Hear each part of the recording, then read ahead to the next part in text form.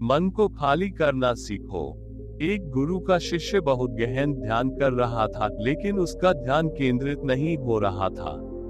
उनका मन सदैव विचारों से भरा रहता था। उसने अपने दिमाग को खाली करने की बहुत कोशिश की, लेकिन उसकी सारी कोशिशें नाकाम रहीं। अंत में जब वह सब कुछ कर चुका, तब वह अपने गुरु के पास गया और बोला, गुरुदेव, मेरा मन हमेशा विचारों से भरा रहता है। पूर्ण विराम। मैं एक जगह ध्यान केंद्रित नहीं कर पाता। जब देखता हूँ तो दूसरी चीज पर चला जाता हूँ, फिर तीसरी और चौथी चीज करता हूँ। मेरे दिमाग में हजारों विचार चलते रहते हैं और मुझे पता भी नहीं चलता कि ऐसा कब होता है। बहुत समय बाद मुझे एहसास होता है कि मैं क्या करने बैठा था और क्या सोच रहा था। हे गुरुदेव, मैं अपने दिमाग को विचारों से खाली करना चाहता हूँ। पूर्ण विराम। मैं चाहता हूँ कि मेरे मन में एक भी विचार न रहे। जब चाहो तभी विचार उठना चाहिए। गुरु ने कहा कि किसी भी समस्या का समाधान तभी होता है जब हम समस्या की जड़ तक पहुँचते हैं, समस्या को ठीक से समझते हैं और जानते हैं। क्या आपने उस मन को भी जाना है जिसे आप खाली करना चाहते हैं?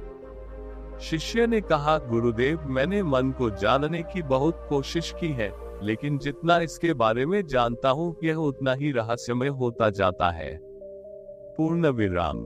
गुरु ने कहा, जाओ और छोटे छोटे पत्थरों से भरा एक घड़ा ले आओ। तब शिष्य छोटे छोटे पत्थरों से भरा एक घड़ा ले आया और गुरु के पास रख दिया।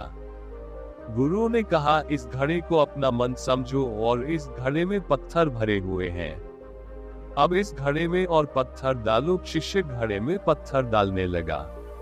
घड़ा पहले से ही भरा हुआ था। 12वां पत्थर रखते ही बाकी सभी पत्थर नीचे गिरने लगे। तब गुरु ने कहा, रुको और ध्यान से देखो। अब घड़े में कोई पत्थर तो नहीं आ रहे हैं, बल्कि वह नीचे गिर रही है, क्योंकि यह भर गया है। इसमें जो भी आ सकता था वह आ गया। अब और पत्थर नहीं आएंगे। यदि आप दूसरा पत्थर लगाना चाहते हैं तो पहले पत्थरों को बाहर निकालना होगा। शिष्य ने तुरंत कहा, गुरुदेव, मैं समझ गया कि आप क्या कहना चाहते हैं। पूर्ण विराम। कि हमें अपने दिमाग को विचारों से खाली कर लेना चाहिए। गुरु मुस्कुराए और गुरु ने कहा, पहले पूरी बात समझो और फिर दिमाग को खाली करो।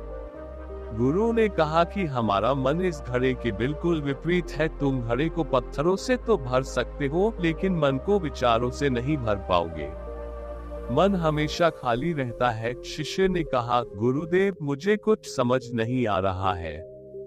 अगर दिमाग हमेशा खाली रहता है तो हम उसे खाली करने की कोशिश क्यों करते रहते हैं? इसकी क्या जरूरत है?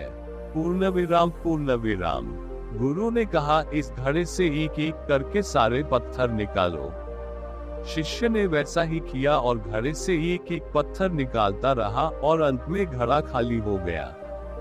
गुरु ने कहा, देखो, तुमने एक एक पत्थर निकाला, ये घड़ा खाली हो गया है। अब आप इस घड़े में कोई भी पत्थर डाल सकते हैं, दूसरा पत्थर डाल सकते हैं या फिर वही पत्थर दोबारा डाल सकते हैं। आप इसे आधा भर सकते हैं या फिर पूरा भर सकते हैं। शिष्य ने कहा, गुरुदेव, मैं भी ऐसा ही हूँ, मैं बता रहा हूँ। पूर्ण विराम। कि मन को खाली करना है। ये तो पत्थर है, इन्हें आसानी से निकाला जा सकता है और घड़ा खाली किया जा सकता है, लेकिन मैं अपने मन को कैसे खाली करूं? गुरु ने कहा, इस खाली घड़े में एक पत्थर डालो और 2 पत्थर निकाल लो। शिष्य ने ये कहा, ऐसा कैसे हो सकता है कि जब इस घड़े में एक पत्थर होगा तो एक ही पत्थर निकलेगा, फिर 2 पत्थर कैसे निकल सकते हैं? पूर्ण विराम। पूर्ण विराम। गुरु ने कहा, चलो ऐसा करो, इस घड़े में 2 पत्थर डालो और 4 पत्थर निकाल लो। शिष्य ने कहा, गुरुदेव, ये कैसे संभव हो सकता है? पूर्ण विराम। पूर्ण विराम।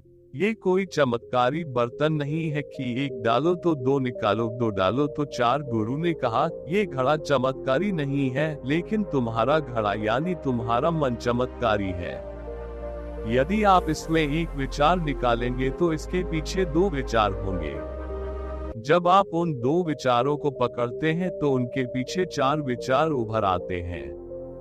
और वह खाली नहीं रहता कि यह मन का भ्रम है कि सब कुछ है लेकिन कुछ भी नहीं है। शिष्य ने कहा, गुरुदेव आप जो कह रहे हैं वह मैं समझ गया, लेकिन क्या मैं हमेशा अपने विचारों के जाल में फंसा रहूंगा? क्या मन के भ्रम से बाहर निकलने का कोई रास्ता है? बिल्कुल नहीं। पूर्ण विराम।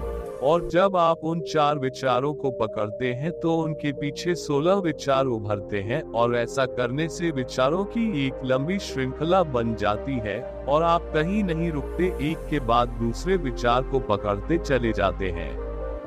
ये मिट्टी का घड़ा पत्थरों के घड़े के समान है, भरा रहेगा लेकिन आपका मन कभी नहीं भरता, वह हमेशा खाली ही रहता है। पूर्ण विराम।